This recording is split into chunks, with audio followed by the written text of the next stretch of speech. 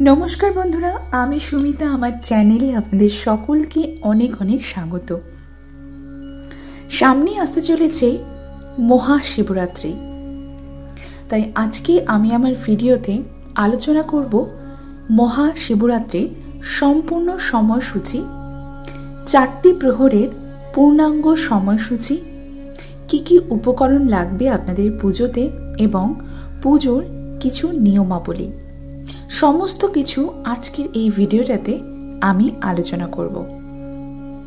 আশা করছি বন্ধুরা আজকের ভিডিওটি আপনাদের অনেক উপকারে আসবে, তাই সম্পূর্ণটি জানতে হলে পুরো ভিডিওটি স্কিপ না করে দেখতে থাকুন।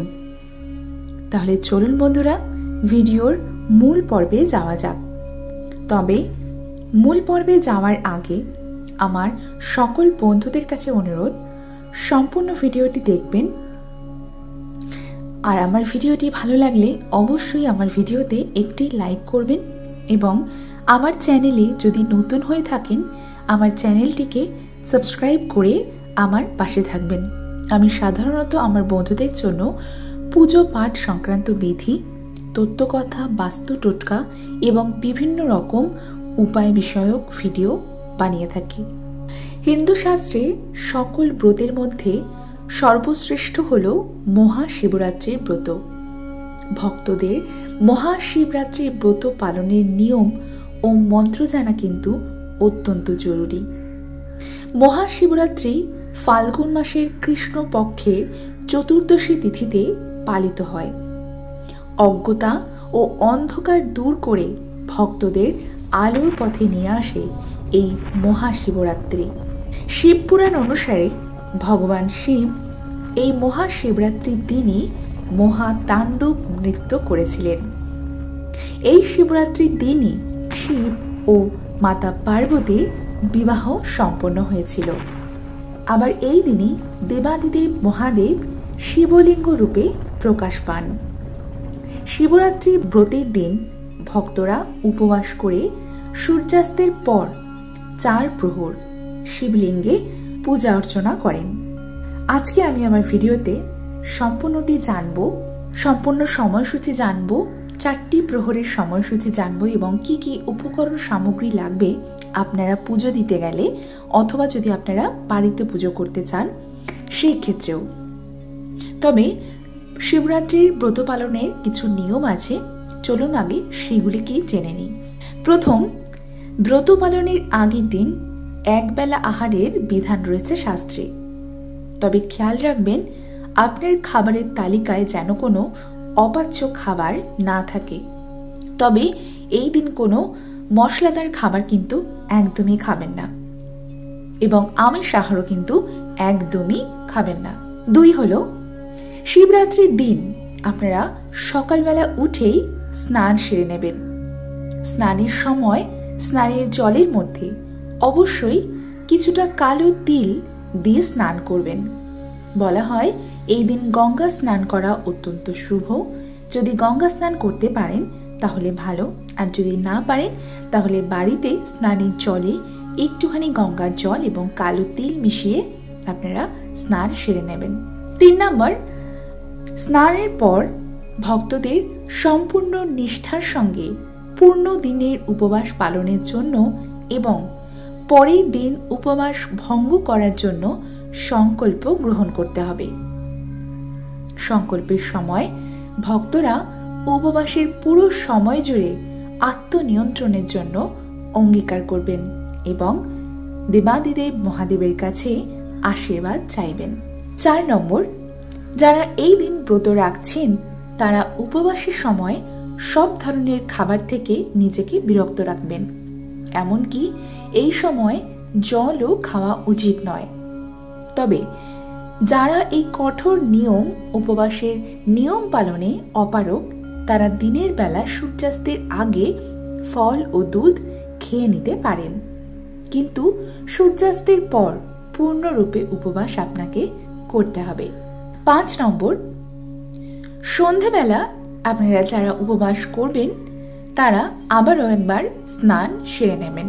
6 নম্বর, আপনি যদি কোনো মন্দিরে গিয়ে জল প্রদান করেন তাহলে খুবই ভালো। তবে মন্দিরে যাওয়া যদি আপনার পক্ষে সম্ভব না হয়, তাহলে আপনি বাড়িতেই শিবলিঙ্গ প্রতিষ্ঠা করে আপনি শিবরাত্রি পালন করতে পারেন। 7 নম্বর, অবশ্যই সূর্যাস্ত গেলে রাতে শিব পূজা করতে হয়। তবে শিবরাত্রি পুজো রাতে 4টি প্রহরে করতে হয়। তবে যারা 4 প্রহরে করবেন না তারা একবারও করতে পারেন। আর যারা 4 বার করবেন না, যারা একবার করবেন, তারা একবার পুজোর পরেই আপনারা প্রসাদ গ্রহণ করতে পারেন। এবং যারা 4টি প্রহরে করবেন, 4 বার পুজো করার পর পরদিন পালন করে তারপরে আপনারা উপবাস ভঙ্গ করবেন। 8 নম্বর হলো, পরের দিন, পুজোর পরের দিন স্নান করে শিবরাত্রির উপবাস আপনাকে ভাঙতে হবে। ভক্তদের সূর্যোদয়ের মধ্যে এবং চতুর্দশী শেষ হওয়ার আগে উপবাস ভঙ্গ করা উচিত। এইবার চলুন জেনে নিই বন্ধুরা মহাশিবরাত্রির সম্পূর্ণ সময়সূচি এবং 4 প্রহরের সময়সূচি। এই বছর শিবরাত্রি পড়েছে 8ই মার্চ 2024 শুক্রবার। চতুর্দশী তিথি শুরু হবে 8ই মার্চ 2024 রাত 9টা 57 মিনিট থেকে এবং চতুর্দশী শেষ হবে 9 মার্চ 2024 সন্ধে 6টা 17 মিনিটে। এবার চলুন জেনে নিই মহাশিবরাত্রির 4 প্রহরের পুজোর সম্পূর্ণ সময়সূচি।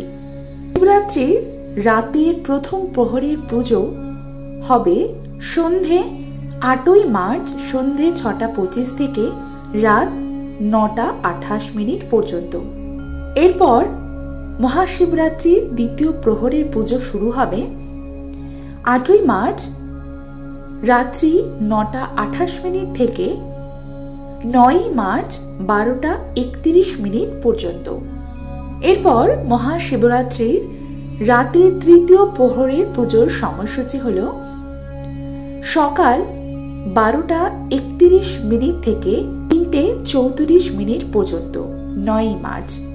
এবং চতুর্থ প্রহরের পুজো হবে ভোর 3টে 34 মিনিট থেকে সকাল 6টা 37 মিনিট পর্যন্ত 9ই মার্চ। চলুন বন্ধুরা এইবার জেনে নেওয়া যাক আপনারা যদি বাড়িতেই শিবরাত্রি পালন করতে চান তাহলে আপনাদের কি কি সামগ্রী প্রয়োজন হবে। পূজার সম্পূর্ণ সামগ্রী, একটি শিবলিঙ্গ অবশ্যই লাগবে এবং শিবলিঙ্গের সাথে আপনারা একটি ত্রিশূল, একটি বাসুকি নাগ, নন্দী মহারাজ এবং পাথরের বাটি, যেটির উপর আপনি শিবলিঙ্গ প্রতিষ্ঠা করবেন। এরপর একটি ছোট ঘটি লাগবে, যেটি দিয়ে আপনারা স্নানাভিষেক করাবেন অথবা দেবাদিদেব মহাদেবের মাথায় জল ঢালবেন। একটি থালা, একটি গ্লাস এবং কোষাকুষি এবং শিবলিঙ্গ অভিষেকের জন্য পঞ্চামৃত লাগবে। পঞ্চামৃত তৈরি করার জন্য উপকরণগুলি হল দুধ, দই, ঘি, মধু এবং শর্করা। এই 5টি জিনিস দিয়ে তৈরি হয় পঞ্চামৃত। এটি দিয়ে অভিষেক করানো হবে। এরপর দরকার একটুখানি সাদা চন্দন অথবা কেশর চন্দন অথবা অষ্টগন্ধা চন্দন। এই সমস্ত কিছু আপনারা কিন্তু দর্শকর্মা ভাণ্ডারে পেয়ে যাবেন। লাগবে একটুখানি ভস্য, একটু আতপ চাল, পঞ্চশস্য, কালো তিল, সিদ্ধি পাতা। এই সমস্ত কিছুই আপনারা পেয়ে যাবেন দর্শকর্মা ভাণ্ডারে।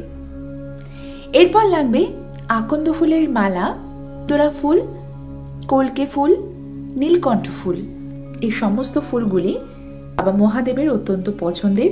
এগুলি আপনারা অবশ্যই জোগাড় করবেন। ধুতরা ফুলের একটি কাঁটা এবং যদি না পারেন সেক্ষেত্রে আপনারা যে কোনো গন্ধহীন সাদা রঙের ফুল দেবাদিদেবকে অর্পণ করতে পারেন। তাছাড়াও হলুদ ফুল, যেমন হলুদ গাঁদা ফুল অথবা হলুদ চন্দ্রমল্লিকাও আপনারা দেবাদিদেব মহাদেবকে অর্পণ করতে পারেন। এরপর লাগবে বেলপাতা। এই দিন আপনারা 3টি, 5টি, 11টি, 21টি অথবা 108টি বেলপাতাও আপনারা এই দিন দেবাদিদেবকে অর্পণ করতে পারেন। বেলপাতাগুলি কিন্তু একদম অখণ্ড হতে হবে, যেন কোথাও ছেঁড়া ফাটা না থাকে, এবং বেলপাতার যে গোড়ার দিকে মোটা অংশটি থাকে সেই অংশটি অবশ্যই ভেঙে নেবেন, এবং বেলপাতার মসৃণ দিকটি কিন্তু শিবলিঙ্গে সবসময় অর্পণ করতে হবে। এরপর আরতির জন্য লাগবে ধূপ, দীপ এবং কর্পূর অবশ্যই লাগবে। নৈবেদ্যের জন্য আপনারা রাখতে পারেন আপনাদের সাধ্য এবং ইচ্ছে মতো, তাতে যদি একটি বাতাসাও হয় তাতেও চলবে, কারণ দেবাদিদেব মহাদেব অত্যন্ত অল্পেই সন্তুষ্ট হন। তাছাড়াও আপনারা গোটা ফল রাখতে পারেন। গোটা ফল রাখবেন 3টি কিংবা 5টি কিংবা একটি হলেও চলবে। তার সাথে অবশ্যই একটি গোটা বেল রাখতে কিন্তু ভুলবেন না। এরপর প্রণামী হিসেবে একটি 1 টাকার কয়েন আপনারা দিতে পারেন, এবং আরতির সময় যেটি লাগবে সেটি হলো ঘণ্টা, এবং শঙ্খ অবশ্যই রাখতে পারেন। শঙ্খ বাজানো কিন্তু দেবাদিদেব মহাদেবের পুজোয় নিষেধ নেই, তবে শঙ্খ দিয়ে কিন্তু অভিষেক করাবেন না। বন্ধুরা, এই সমস্ত কিছু আপনাদের লাগবে শিবরাত্রির জন্য। আমি স্ক্রিনে দিয়ে দিয়েছি, আপনারা চাইলে স্ক্রিনশট নিয়ে দেখে নিতে পারেন। আশা করছি আজকের এই ভিডিওটি আপনাদের একটু হলেও উপকারে আসবে। এছাড়াও এরপরে আমি একটি সম্পূর্ণ পূজাবিধির ভিডিও আপলোড করব। আপনারা আমার চ্যানেলটিকে সাবস্ক্রাইব করে রাখতে পারেন সেই ভিডিওটি পাওয়ার জন্য। মহাশিবরাত্রি ব্রত পালনের নিয়ম ও মন্ত্র জানবার সময় আপনাদের একটি বিষয় অবশ্যই জানা প্রয়োজন, তা হলো দেবাদিদেব মহাদেবকে প্রসন্ন করতে হলে সবার আগে প্রয়োজন ভক্তি। ভোলানাথ খুব অল্পেতেই তুষ্ট হন, তাই পূর্ণ ভক্তি ও বিশ্বাস রেখে তারপরই এই শিবরাত্রির ব্রত পালন করতে হবে।